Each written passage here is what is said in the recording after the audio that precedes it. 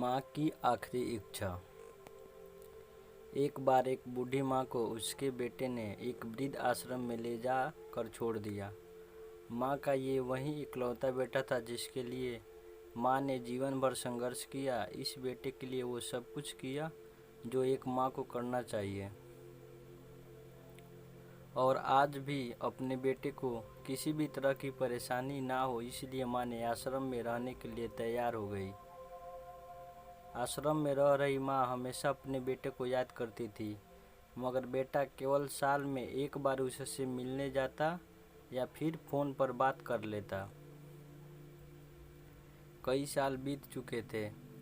वृद्ध आश्रम से बेटे को एक दिन फ़ोन आया। उन्होंने कहा कि बेटा जल्दी से आश्रम आके अपनी माँ से मिल लो, उसका तबीयत बहुत सीरियस है। बेटा जब अपनी बीमार माँ के पास पहुंचा तब वह अपनी आखिरी सांसें गिन रही थी। बेटे ने अपनी माँ से उसकी आखिरी इच्छा पूछते हुए कहा, माँ मैं तुम्हारे लिए क्या कर सकता हूँ बताओ। माँ ने कहा, बेटा इस आश्रम में गर्मी और मच्छर बहुत ज़्यादा है, यहाँ पर कुछ पंखे लगवा दो। फ्रिज ना होने की वजह से यहाँ पर हम बूढ़ों को कई बार भूखे पेट ही सोना पड़ता है, क्योंकि किसी का दिया हुआ खाना खराब होने से नहीं बचा पाते।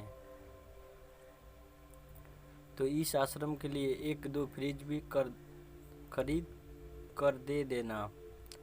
बेटे ने अपनी माँ की सारी बात सुनी और अपनी माँ से पूछा, आपको इतने साल यहाँ पर निकाल दिए पर आपने कभी भी यह बातें मुझसे नहीं कही, और अब जब आपके पास टाइम नहीं बचा है तब आप यह सब कह रही है, ऐसा क्यों? माँ ने बेटा से कहा, बेटा मैंने गर्मी, भूख और पीड़ा सहन कर ली, लेकिन मुझे पता है जब तेरे बच्चे तुझे यहाँ पर छोड़कर जाएंगे तब तू यह सब सहन नहीं कर पाएगा। किसी भी बेटा या बेटी की आंखें खोलने के लिए सक्षम है।